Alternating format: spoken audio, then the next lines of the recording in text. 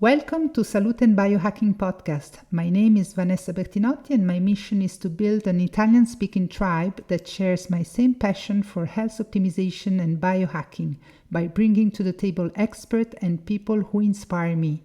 All the information contained in this podcast is purely informative and does not replace medical or therapeutic consultancy.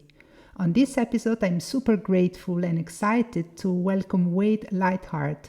We will talk about the importance of digestive enzyme and probiotics for a better digestion and gut health. Wade is one of the leading authorities on natural nutrition, expert on gut health and fitness optimization.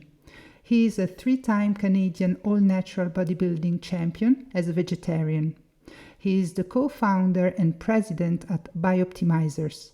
He serves as an advisor to the American Anti-Cancer Institute. He is the author of several best-selling books and the host of the Awesome Health podcast. For the listener of my podcast, BiOptimizer has offered a discount code. Just head on bioptimizer.uk and use the code SALUTE10 to get 10% off.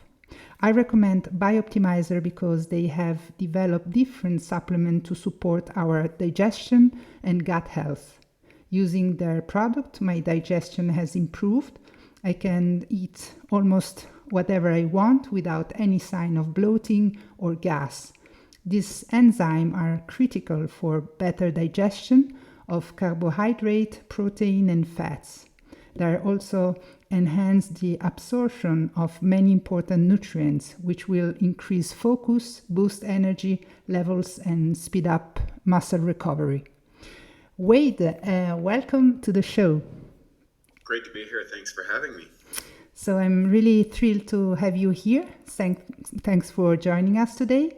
Last year, I've recorded an epic episode with you. I really encourage everybody to listen to episode number 54 of this podcast because your story and your mission are really inspiring. The main focus of that episode was the importance of magnesium supplementation.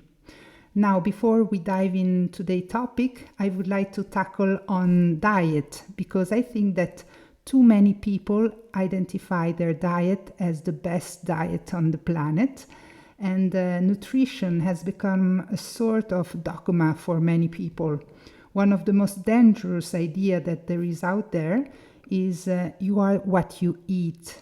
Today we will understand that it's not what you eat, but what you are able to digest, absorb, and utilize that take us to next level.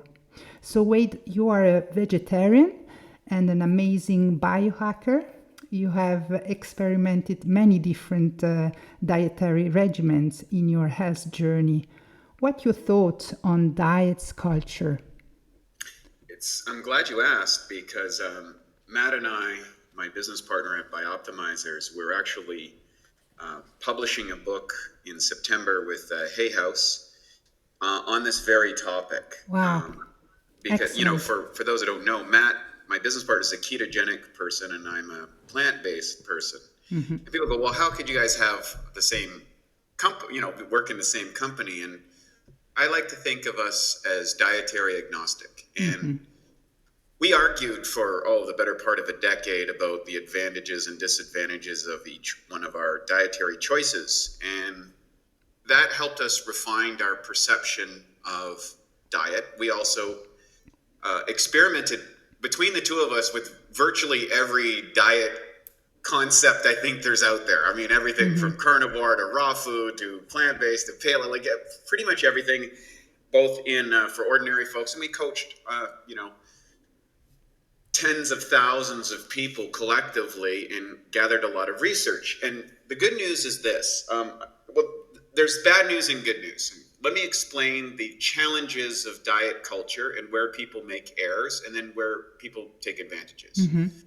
So everybody has a unique genetic individuality, and they have also a lifestyle or performance-related goals.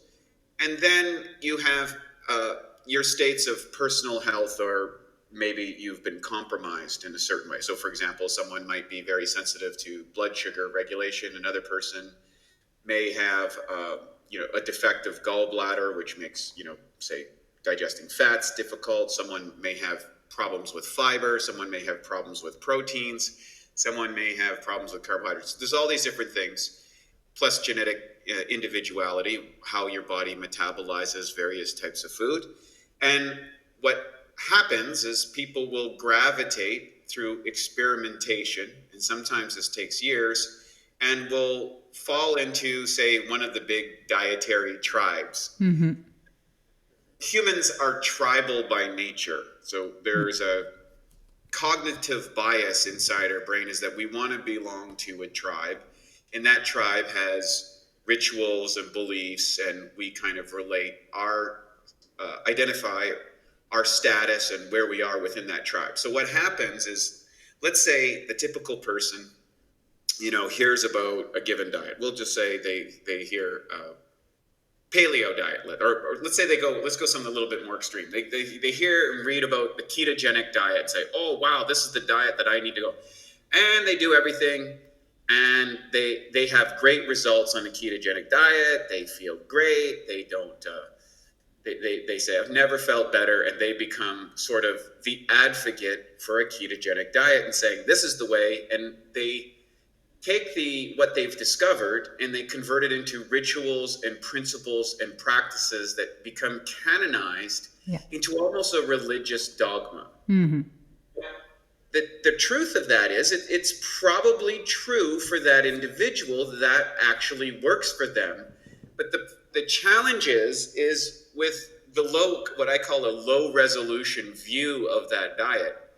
In other words, they're looking through the lens of their own physicality and their own lifestyle at a given snapshot, a given period of time. So a ketogenic diet when you're a 20-year-old athlete versus a 65-year-old person with cardiovascular disease could be very different, because we're kind of a community of ourselves over a period of time through the aging and degeneration process of whatever our objectives might be. But whatever reason, at that person, at that time, they become, a member of the keto tribe, if you will, and they practice those principles, and they listen to their quote unquote religious leaders of the keto religion. And then what typically happens, they encounter someone like myself who does very well on a plant-based diet, and they would say, oh, you are a heathen and should be attacked because you're not following the ketogenic principles. Therefore, you're foolish. That won't possibly work. But they're not aware of my unique individual needs, what my objectives are, what my beliefs might be, and also what my objectives might be in order to achieve, or my current state of physical health. Yeah. And so every diet has advantages and disadvantages. And typically when the average person trying to figure things out will hear about the benefits of a given diet or the liabilities of another diet, they immediately gravitate or avoid that diet because they make some assumptions about their own physiology. Yeah. Exactly. And what happens is people end up getting frustrated. They can't understand why some people advocate this diet. They get upset at other people, and they spend endless time on social media, either acknowledging or attacking their own tribe or somebody else's tribe. And so it's like, okay, so this leads to a tremendous amount of confusion for the individual consumer. Mm-hmm. But the good news is this. Recently, we've been able to determine genetic variance through the population. You can do a simple DNA test, and you're going to see that you have certain predispositions for certain diseases or certain metabolic states that would lend you to be more successful on one diet versus another. And then you can also look at your own state of digestive health, organ health, et cetera, and on down the line. There's all the different parameters that you can look at that would help you optimize that particular diet based on your unique genetics and maybe what you might be compromised in or what advantages you might have. And then from that, you can develop a specific diet for you that's going to be extremely effective with your goals, your objectives, and to offset maybe some of the challenges that you might have inherited genetically. And that is essentially what we're teaching in our upcoming book in September. Our goal is to eliminate dietary tribalism. We don't have to, there's an old saying, you don't have to hate chocolate to love vanilla. You could just prefer vanilla. Yeah. And so that's kind of how we're approaching it now, using science and individual testing so that people could get the results that they seek. Great. I couldn't agree more. I asked you that question and I didn't know about your book, but I'm really excited to read it. So let me know when it will be out there. September, it'll be on our Facebook. In fact, we've been doing a few introductory chapters in our Bio Tribe to kind of, open the door a little bit about some of the interesting discoveries that we've been able to make over the last 20 years. Great. And how do you think people can overcome their bias? What can people do to figure out what diet better works for them? You have said about the DNA test, and do you suggest other strategy like and also to understand how our body reacts to different food? I give you an example, like the CGM, the continuous glucose monitor, or checking HRV after meal, or keeping a diary to know what's happening to our body, or kind of those strategies. Absolutely. And this is what's truly remarkable, what we have available for an array of testing. So I'll give you a little history. Mm-hmm. I was a bodybuilding champion for many years. And actually, I just recently competed at the Ironman International and I won. And then I went to the World Championships at 50, which was quite remarkable last December. Mm-hmm. Congratulations. And thank you. And over those, I guess it was 35 years of training in particular dietary adherence, I discovered a lot of advantages and limitations in all of those processes, especially as you age. And we used to only just have a notebook and paper. We didn't have much in the way of technology. Mm-hmm. We would use, in the world of bodybuilding, the objective is to get as much muscle as possible and to lower your body fat as much as possible and to put the muscle in a specific kind of aesthetically pleasing way. Mm-hmm. Okay. Now, I'm not saying that everybody should, follow and become a bodybuilder. That's not what I'm advocating. But it's similar to Formula One racing. Formula One racing, people drive around the track at 200 miles an hour. You wouldn't do this in your car. But the technology developed from that racing can apply to your daily driver car. Better braking, better driving, better handling systems, etc. Well, that's what I was able to learn in the world of athletic performance. On the extreme levels, you start to refine that. And I would keep a journal mm-hmm. of how hungry I was, how I slept the last night, how food made me feel. I would correlate it with pictures and body fat analysis and muscle mass analysis and things like that. And so it was crude forms of biofeedback, but nevertheless, over time became very effective. Mm-hmm. Now, today, what took me maybe 30 years to perfect and master, you could probably, through a barrage of tests, master in 30 days. Mm-hmm. And people are like, is that really? Yes. The test that I would suggest, right off the bat, get a genetic test. Mm-hmm. I think it's not always obvious. We very seldom remember who our grandparents are, let alone our great parents and great grandparents, etc. And we may have inherited characteristics unique to us that maybe have not been present in our immediate family lines.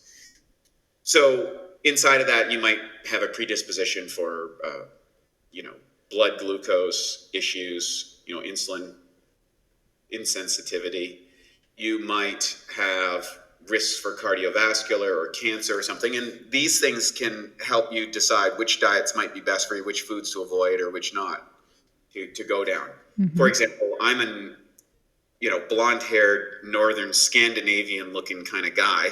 Mm-hmm. And but when I look at my cardiovascular testing on my genetics, I have two the two genes that have undesirable outcomes. So I have a high risk of cardiovascular disease and a high risk of, heart attacks or strokes. I also have a little bit of challenge metabolizing fats, particularly animal fats, which go to cardiovascular disease.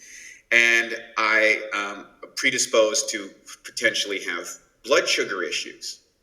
So you go, okay, well, on a typical bodybuilding diet, which would be animal proteins and lean carbohydrates and a little bit of vegetables, I would do very good on the blood sugar level. I'd probably have a good body fat level, and I would likely die of a stroke or heart attack in my 70s or 80s. That's pretty much the outcome. So I was like, okay, well, I could go and substitute a good plant-based protein, eat a high amount of fiber, lower my animal fats, and replace that with an algae oil, for example, to get the DHA that's sufficient in a vegetarian diet, and use the fiber and protein to stabilize my blood sugar, and eat a lot of leafy greens. And it turns out that's a really good diet for me to offset, both to achieve my aesthetic ideas and also to address my genetic risks. So why am I saying that? Well, when I can do a hormone test, a Dutch test. I can do a HOMO-IR, which is a blood sugar insulin test, a pulse test, which regulates damage to your heart and arteries. You can also look at a GI map for your body. A DEXA scan is very valuable because it shows your lean body mass, your bone density, as well as your body fat levels. And particularly for women, they want to be very mindful of muscle mass and bone density, especially as they get premenopausal and menopausal, because often that can fall off the cliff very quickly if it's not addressed early enough. A lot of men have to be very conscientious about cardiovascular risks. And by looking at these various tests, now you can get a snapshot of what your predispositions are, what your body may be doing. And then under the guidance of a professional, you can say, okay, this is the kind of diet that I'm going to do best with. And then what I suggest is to correlate, still use that old feedback system of write down how you feel. Where did you sleep well? Were you tired in the afternoon? How well did you tolerate caffeine? Were you too stimulated? Did you sleep well? All of these little biofeedback markers that we can make notes of, we can correlate now with scientific data. And over time, in a very short period of time, by using that observation, we can actually see patterns in how we look, how we feel, how we sleep, all of these things. And then we continually refine that. So the key aspect, I think, in approaching diet is to have the humility to say, I don't know, but I'm willing to experiment, and I'm willing to use both my observations and scientific technology to optimize for the outcomes I desire. And I really believe that we can extend, if we look at science, medical science, in the 1960s, the average life expectancy in, say, North America was about 67 years old. Through medical science and advances in technology, particularly surgery, I would say, we have an average life expectancy around 80. So that's a Pareto's distribution of 20% improvement. I believe with the current technology in the biohacking space, we can probably take that life expectancy, another Pareto's distribution, and get us to mid-90s to 100, relatively healthy and relatively functional using this technology. Brilliant. It makes perfect sense, and I'm happy you gave those insights to how, with the strategy to use. And why you got into enzyme and their usage? Yes. So way back in 2003, I was preparing for the Mr. Universe contest. And after the Mr. Universe contest, I gained 42 pounds of fat and water in 11 weeks. So I went from Mr. Universe to Mr. Marshmallow. And you can imagine I had the best coach in bodybuilding at the time. I had all the discipline. I'm training hard. I'm meticulous with my diet. And I'm going, whoa, how is this possible? I'm 31 years old. I'm supposed to be at the pinnacle of aesthetic ideas, and somehow my body failed me. And I met a medical doctor by the name of Dr. Michael O'Brien, who was everything that you would want to be as a senior citizen, probably the most vibrant, healthy person I ever met in my life. And he had overcome cirrhosis of the liver and colon cancer. And he did this using enzymes and probiotics and specific amino acids and minerals and things like this. And he mentored myself and Matt, my business partner. And I remember asking him at the time, I said, Dr. O'Brien, I'm doing all these things right. It's supposed to be right. What don't I understand? And he said, Wade, you learn to build the body from the outside in, not the inside out. I'll teach you how to build the body from the inside out. And that was revolutionary because I think most of us make an assumption. And that is when we see magazines or Instagram models or Hollywood elites or athletes who are very fit and may look aesthetically pleasing, we think, well, they're healthy. Well, no, fitness is a component of health, but oftentimes in the pursuit of fitness or cosmetic outcomes, we'll sacrifice our health. We'll use various drugs or chemicals or diets that produce short-term aesthetic results, but may have long-term consequences. And so I ran into this at an early age and began under Dr. O'Brien's guidance to use enzymes and probiotics to optimize my digestive process, because essentially what had happened, following a high performance bodybuilding diet, I had increased the toxicity inside of my body until it just essentially broke down. And I had suppressed metabolic responses in my body that led to a considerable amount of weight gain. The yo-yo diet syndrome is a very real thing throughout science, that oftentimes people who follow restrictive diets for extended period of times end up gaining more weight. And I think it's 96% of the people who engage in dietary regulation end up failing and end up actually more overweight than people who don't diet at all. And so the industry, although is able to produce short-term success, has not been able to demonstrate long-term success. So what I did is I started examining that 4%, and I started using and realizing that humans are the only species who actually cook their food. And all animals on the planet, all species on the planet, eat their food in a raw, live state, which has the correlative enzymes and probiotics that are natural to their dietary preferences, that assists in the conversion of that food into the energy units and building blocks that allows them to function properly, to repair the tissues, to provide energy, and all of the essential phytonutrients that supports that particular species' well-being. Humans are no different, but when we cook the food, we eliminate all the enzymes and all the probiotics, which forces our systems to manufacture a tremendous amount of enzymes, as well as we may not have sufficient amount of probiotics. Now, we live in a symbiotic relationship with probiotics. There's hundreds of bacteria strains inside our body, and each one has unique capabilities.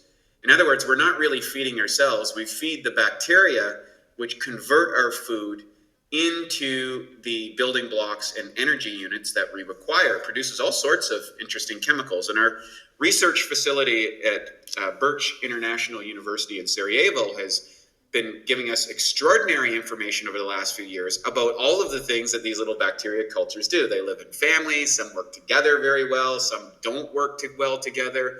They produce all sorts of elements that are surprising.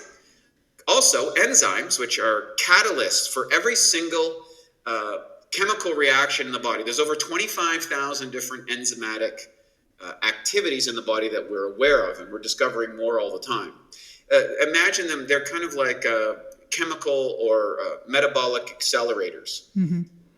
As we age, we lose our enzymatic pool, or in other words, our total capacity to produce enzymes. But when we eat all this cooked food, what happens is it puts a disproportionate of our enzyme production, not in running our body, but in digestion. That's why after a big meal, oftentimes you'll feel tired or a little sleepy or whatever, because all of the blood And all of our enzymatic producing ability goes away from our brain, our organs, our muscles, and into our digestive system to try and manage the food that we eat.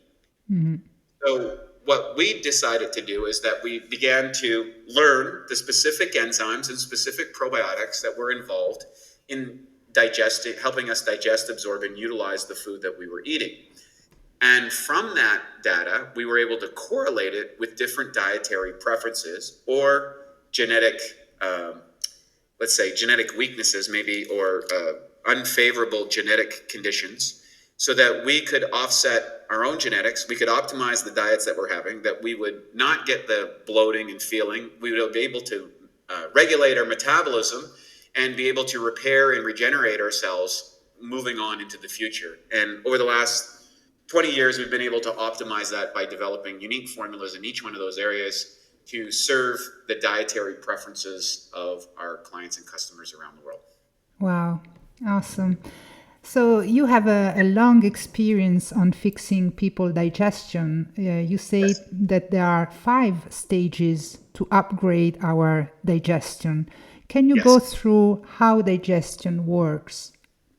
Yes, and one of the, and I must give a little credence to the Italian culture, because one of the things with the Italian culture that I've noticed is that they put a very sensual and social component into the food that's involved. That's not as present in, say, places like North America. Mm-hmm. And so there are cultural advantages and disadvantages as well that may emerge about. So the first stage is the actual. It's almost like a sensual relationship with the food. The smelling, the tasting, the touching, the feeling of the food, the preparation of the food, which allows our body to produce some of the elements that are going to be involved in the digestion of the food, as well as taking the time to do that.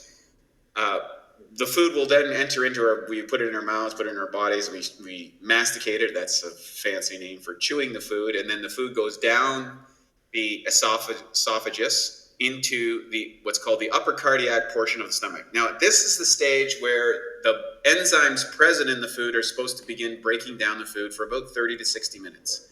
Mm-hmm. After that, our body will begin to release hydrochloric acid.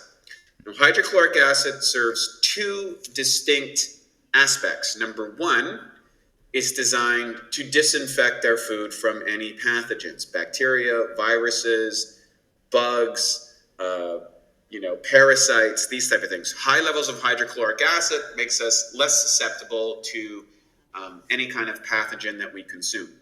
The other thing that hydrochloric acid does is that it changes the pH of the food that we consume. And as the pH changes, some enzymes become activated and some enzymes become deactivated. Mm-hmm. This is really a critical component, because once the food is kind of broken down into a more utilizable unit, it leaves the stomach, and your body will release what's called bicarbonate buffers, which is a fancy name for minerals. And that will neutralize the acids. The food goes into the intestinal tract. And this is where the bacteria cultures will begin to work on it. Now, if you have an optimal, what's called a microbiome, which is the totality of all of the bacteria, good, bad, and ugly, that you would have inside your body, you will be able to digest, absorb, and utilize that food chime into the building blocks and energy units that your body requires. If there's a disbalance in your microbiome, then you will have difficulty in digestion. You'll feel gassing, you'll feel bloated, you might be very tired afterwards, because some aspect of this digestive process has been disrupted. Either it wasn't broken down by sufficient enough enzymes, you didn't have enough hydrochloric acid, or you had a misbalance of the bacteria cultures inside of your digestive tract. Either too many bad bacteria and not enough good ones is typically what happens. And then the final stage is the removal of the waste product from the body through peristaltic contraction. So peristaltic contraction is the smooth muscle contraction that allows the food to travel through the body and then for you to excrete afterwards. And if you have a disruption, there's 2 types of disruptions in that. One, You may have an electrical impulse that's been affected by an improper spinal alignment, and that happens in a certain amount of people. The other thing is you have insufficient water, or you're not hydrated properly, or the food that you're eating is impacting and drying out, and your body's not able to move that food through the body, and that's where people get constipation. And also diarrhea is a correlation to constipation because it's a narrowing of the passageway that causes problems. And there's a massive amount of people, especially as we age, that this becomes more prevalent. And the reason is enzymatic deficiencies over long periods of time. Your body will start to degenerate. Won't be able to manufacture the enzymes in sufficient numbers to deal with the diet that you're having, and ultimately leads to decay and eventually dis-ease. And so by understanding that process, and that, food doesn't just magically go into your body and turn into the things that you need, it has this process, then you'll understand that, if I optimize that process, I'll have better success in whatever dietary outcome that I choose, and I'll be able to stay with that diet over the course of my life, and perhaps even extend my life during that time. Mm-hmm. And do you have a routine that stimulates peristalsis if you have a slow transit timing? Yeah, actually I do. Funny you should ask. So there's I've been a big student of Eastern philosophy throughout. I've studied various dietary practices around the world, Ayurvedic practices, Chinese culture, Japanese fermentation throughout the world, all these sort of things. And one of the things that I've been doing for a long period of time is I have a stomach exercise that I do in the mornings, where I'll bend over at the knees and put my hands to support my knees, and then I will push my stomach out as far as I can and inhale it in a very quick succession. In other words, I'll exhale all the air out of my body, and then I'll pull my stomach in and out as many times as I can, maybe 10, 15, 20 times.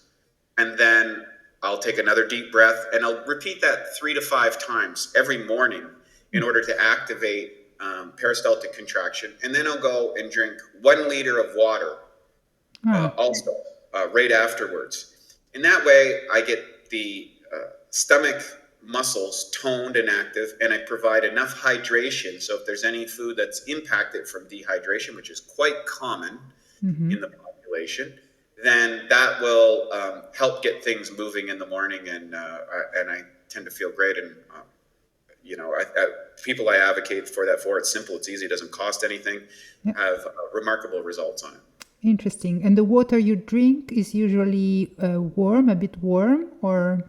I almost always drink my water at room temperature. Okay. That's a typical thing. Although I'll have ice cold water on a very hot day, perhaps. But generally, I drink it at room temperature. Okay. And what are the biggest mistake people do with their gut health? What are the main problems people experience with their digestion? Yes. So you have acid reflux and heartburn, which are usually correlated to insufficient hydrochloric acid, not too much, which is ironic. Yeah. Gas, bloating, constipation, and diarrhea are the big ones. Those are the most common elements that occur to people, and I can break this down. So there's a couple tests that you can do for yourself, very simple, in your own home.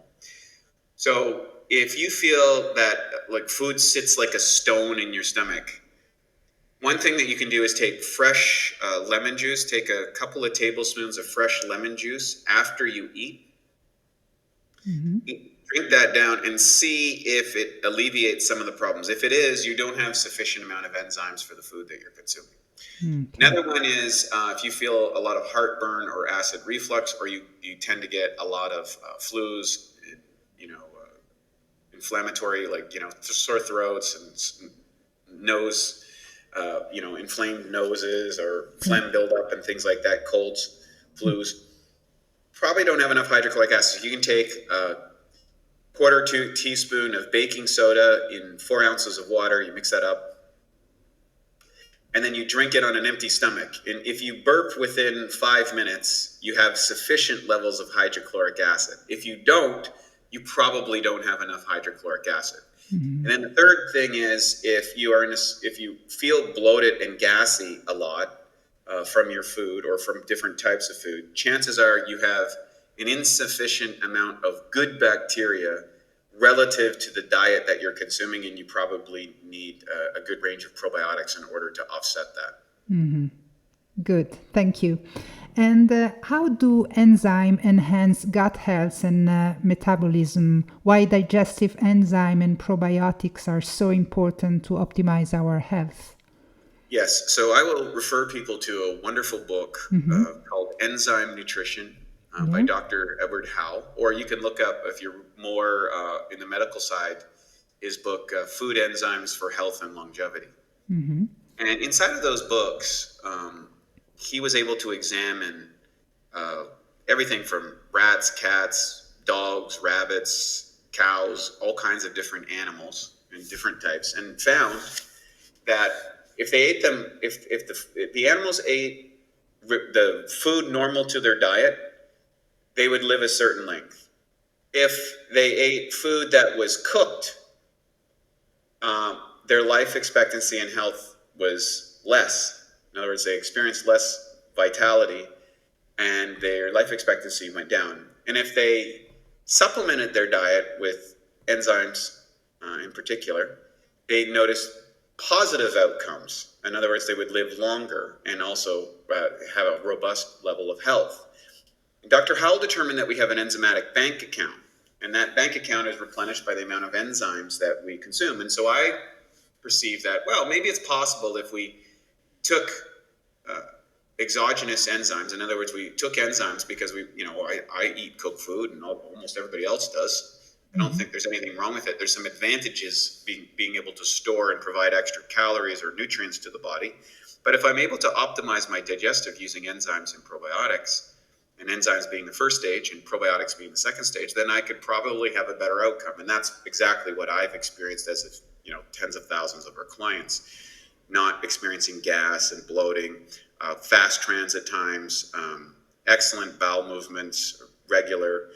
And so there was both medical evidence as well as, regular biofeedback, which is what most people will experience if they're not in the medical side of things. So that was really wonderful. And then now, learning about the specific probiotics that are helpful in addressing maybe some of the experiences that we're having as a human. So I'll give you an example. 95% of the serotonin you produce as a neurochemical is produced in your guts, inside your intestines. And if there are certain bacteria that you don't have, or a diet that doesn't provide sufficient amount of nutrients for those bacteria, you will not be able to produce enough serotonin. You might suffer from low mood or not feeling very well, or be predisposed to a variety of psychological conditions because of neurochemical imbalance, which is very common nowadays. There are also other bacteria cultures which help rebuild the biofilm, the mucoid layer that's along the intestinal tract that gets damaged from chemicalization and pollutants in our body. Well, we can rebuild that, and so that we have a better protection of undigested foods getting through the intestinal tract and getting into the bloodstream, which cause an inflammatory response in the body, because inflammation is what takes us all out. It's kind of like the silent killer. As well as probiotics that assist in helping us manage our blood sugar, helping us build key amino acids for repair and recovery. And so those two items work synergistically together to kind of optimize how well we extract the nutrients out of our food and how well we eliminate that which we don't need. Yeah, got you. And while many enzymes are needed to interact with the food we eat, there are three amylase, protease, and lipase, which are associated with the primary macronutrient in our diet. Can you walk us through those three enzymes? Yes. So proteases are enzymes that break down proteins. And if you'll look at a well-developed enzymatic formulation. You might see on it protease 3.0, protease 4.5, Mm-hmm. protease 6.0. And people are like, what do those mean? Yeah. Well, it's relative to kind of like the midline of what pH level that they'll break down proteins into amino acids. You don't need protein, you need the amino acids from protein. That's Mm-hmm. a big designation. And so with proteolytic enzymes, you're able to get more amino acids out of less protein. And I'll give you a specific example. When I was competing at the Mr. Universe my first time, I was eating about 250 grams of protein a day. When I went back 4 years later, in 2007, I was eating about 85 grams a day. And today, when I went back recently, at 50 years old, I was eating about 100 grams of protein a day. Because of the proteolytic enzymes I was taking. And undigested proteins is one of the most damaging aspects to our bodies. Mm-hmm. It creates aging and degenerative processes inside the body, or inflammatory responses. Then we have amylases. So amylases break down carbohydrate families. Mm-hmm. So, and then we have, and there's different types relative to different types of carbohydrate products. And then we have lipases, and there's different types of lipases break down different types of fats. And I would also add another category to those three, and that is cellulase. And cellulase, in particularly, is problematic for a lot of people. They don't produce enough cellulase, so they don't do well eating plant-based diets. Concordantly, a lot of vegetarians will choose a plant-based diet because they don't metabolize proteins very well. And if you're on either ones of those spectrums, you want to supplement with the appropriate amount of enzymes so that you don't miss out on key elements that maybe proteins provide, or that plant-based proteins provide, or plant-based phytonutrients that you can extract with those. And then so there's families of those. So for example, a product like we produce, Masszymes, we have 17 different enzymes, all done in a specific formulation to kind of optimize just about any diet. And then we have subsequent enzymatic formulations based on whatever dietary practice that you might have. So if you're ketogenic, we'd have a Capex, which is high in lipase and proteases. We have a Vegzymes, which is high in plant-based cellulases, as well as proteases and a little bit of fats. We have, gluten enzymes for people who are gluten intolerant, all kinds of different enzymatic formulations based on the diet that you might be following or what you're having in a given meal. Mm-hmm. Great. And many people that don't digest cow milk think that is lactase, the enzyme for lactose intolerant people, but often is the A1 protein. Can you talk about A1 and A2 protein? Yeah, my business partner, Matt, happens to fall in that category. In other words, whenever he has a dairy product, he just didn't feel well and have an inflammatory response that wasn't pleasant. And that's where you may be genetically predisposed in order to not metabolize cow's milk very well. And for those people, they would do better probably on goat's milk, which doesn't have the A1 inflammatory protein. So you could do well on that.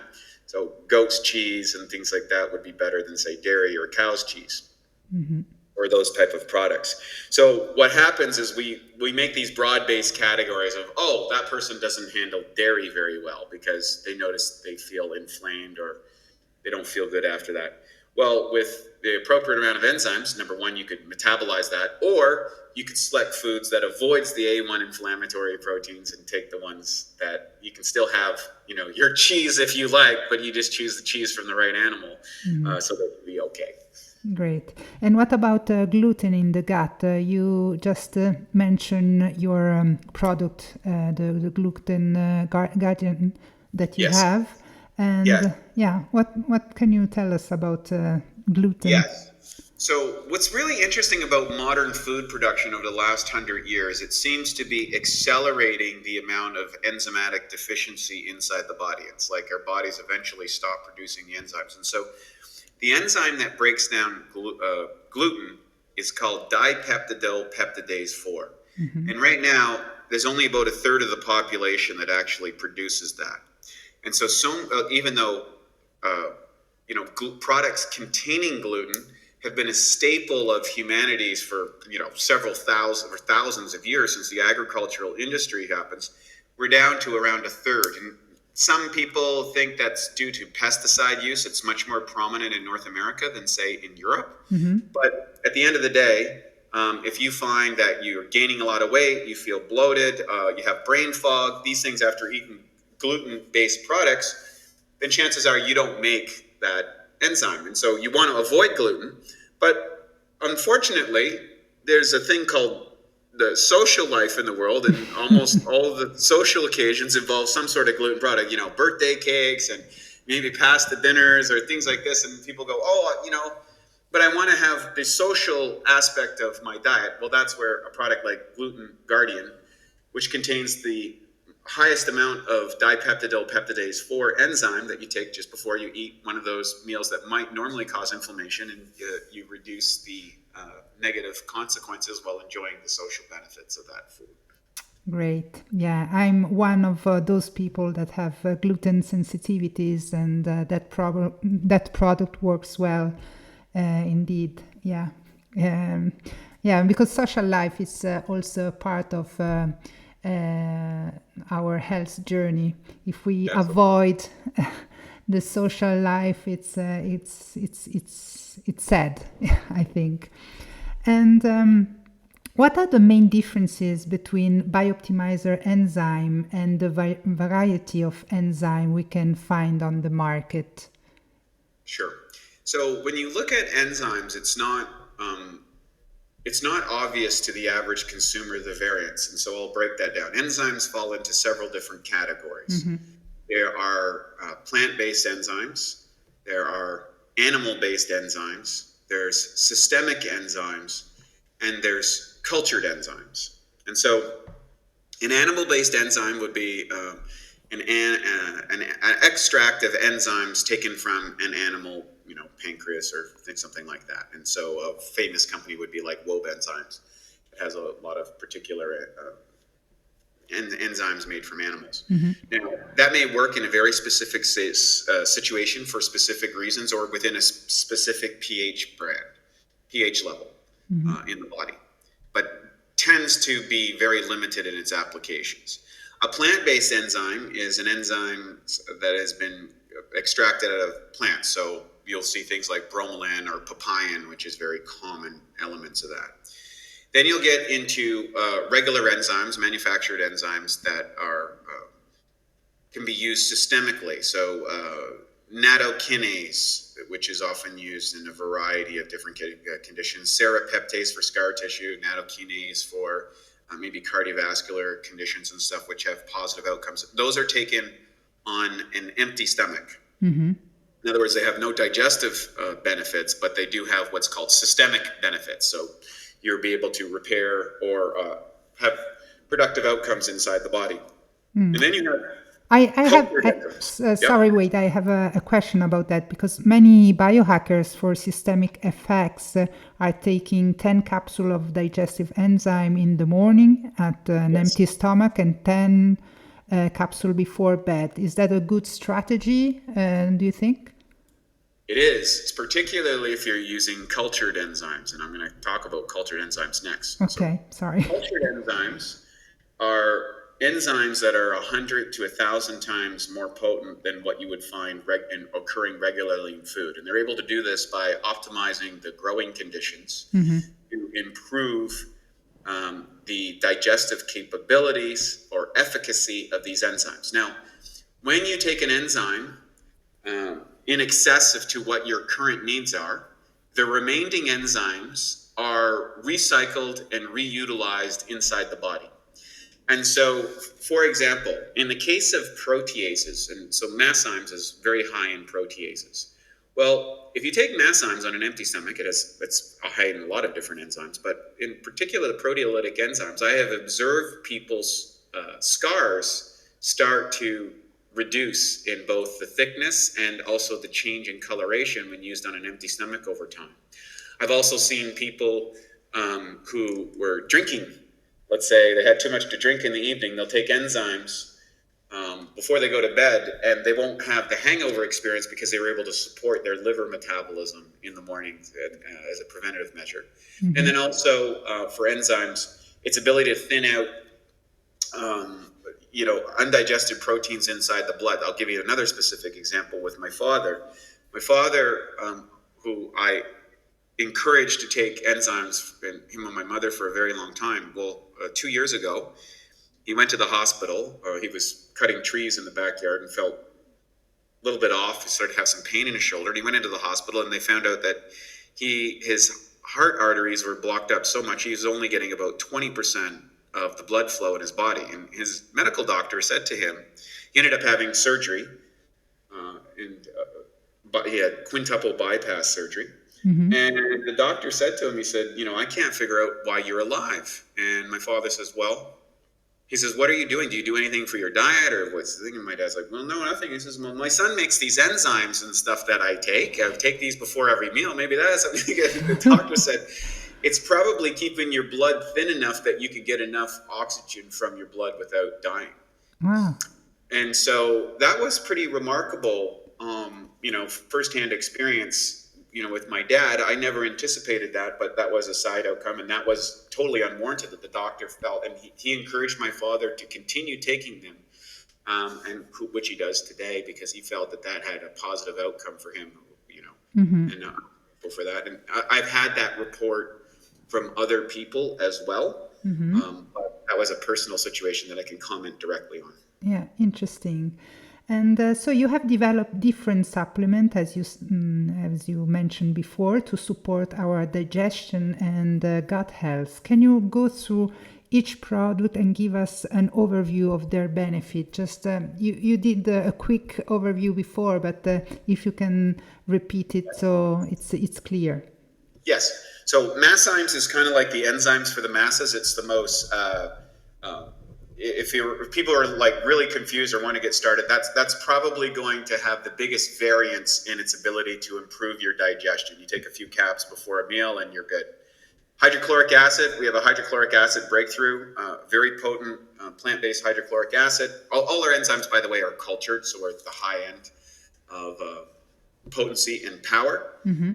Hydrochloric acid breakthrough, we combine that with an enzyme formulation as well as and some minerals in order to buffer the acids when we come out. So we always make each formula kind of that stands alone or works synergistically together. Mm-hmm. We have several different probiotic offerings. We have P3OM, which is the most aggressive probiotic strain that we have been able to test at our lab at Birch International University. There's 6 different tests that use to specify the efficacy, how well a product will survive the gastrointestinal tract, how aggressive it is against gram-positive, gram-negative, how well it metabolizes, how well it doubles and grows, its resistance to things like antibiotics. To this date, P3OM is undefeated. It's the most powerful probiotic we've been able to find. It's a patented probiotic.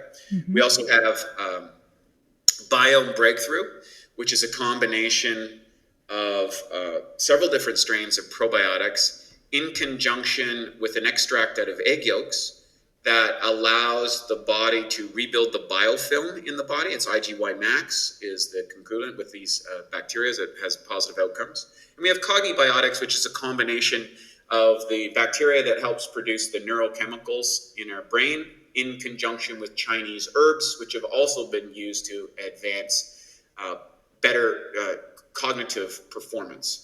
We have Gluten Guardian, which is an enzyme that we talked about that breaks down mm-hmm. gluten. Yep. And then we also have a couple of particular elements that you can use periodically. One is called Parasite Guardian.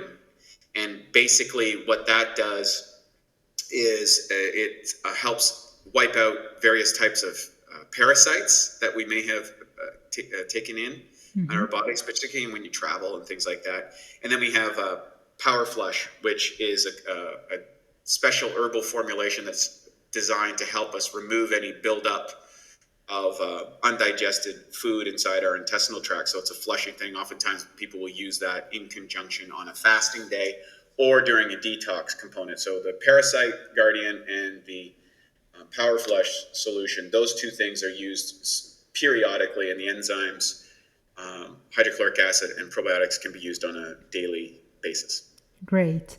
And an interesting stack you have developed is the 90 days total gut cleanse. Why you have brought out this combination of product, and what is the protocol to get the best result of this? Yeah, this was actually formulated by Dr. O'Brien, and it was the formulation that Matt and I both did to kind of reset our digestive system. Usually, depending on how old you are, you're going to have a considerable amount of buildup and damage to your intestinal tract.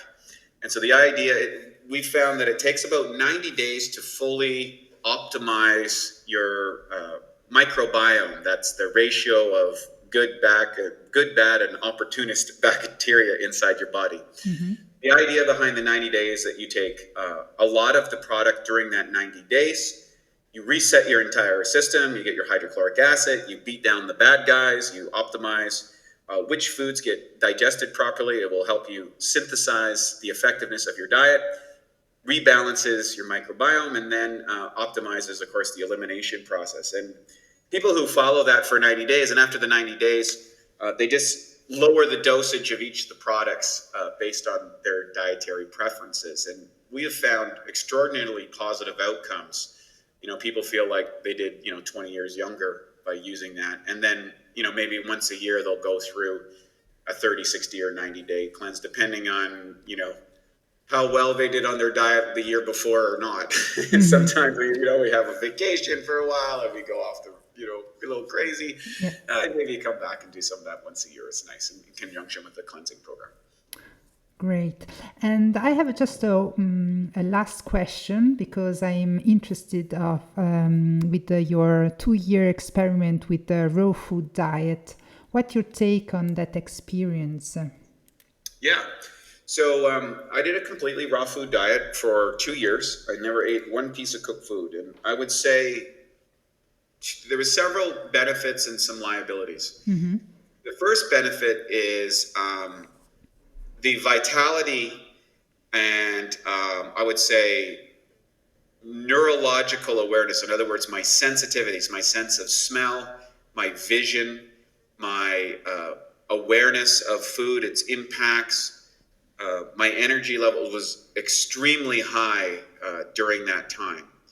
And so I became hyper aware of inflammatory foods or energies or all kinds of stuff. And that was really nice. It helped reset my digestive system. I'd done that after I had my problems at the Mr. Universe contest. Mm-hmm. And so I felt it very good for getting out the buildup of toxins inside of my system. The downside was it was very difficult socially. And it was also relatively difficult at that time to get sufficient amounts of protein into my diet. Mm-hmm. And so after 2 years, I abandoned that diet. I still eat probably somewhere between 60 and 80% of the food that I eat is raw. Wow. Today. And mm-hmm. the other part is, 20 to 40% cooked, depending on where I am. And I enjoy that. That lifestyle works very well for me on a plant-based diet. Mm-hmm.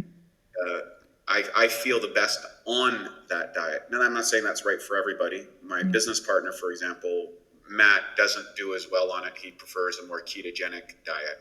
And he eats probably less frequently than I did. He does better on an infrequent eating cycle. I do better on a higher frequency level. And I like to have a lot of fiber in bulk because I have a gene that doesn't register fullness very well.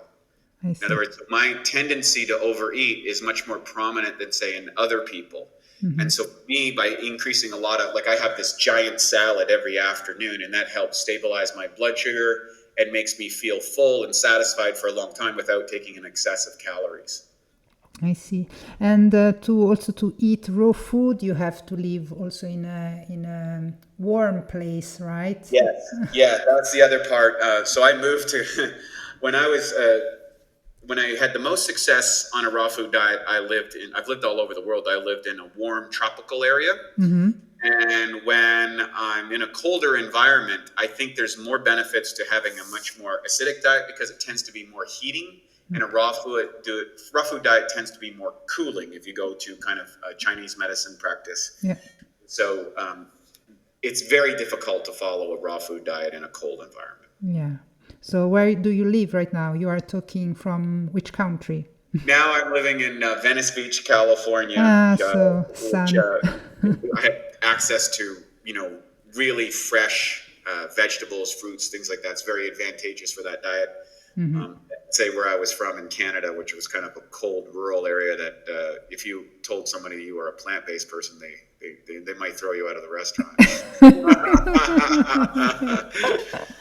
So thank you, Wade. It's always very inspiring to listen to your content and your experience. So you have such an experience in many different fields. So thank you for giving us this lecture about digestion and gut health. So I hope next year we will do another episode. So every year an episode with you for me will be awesome.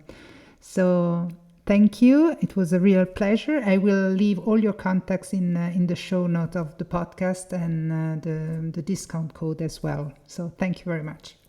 Thank you, Vanessa. My pleasure.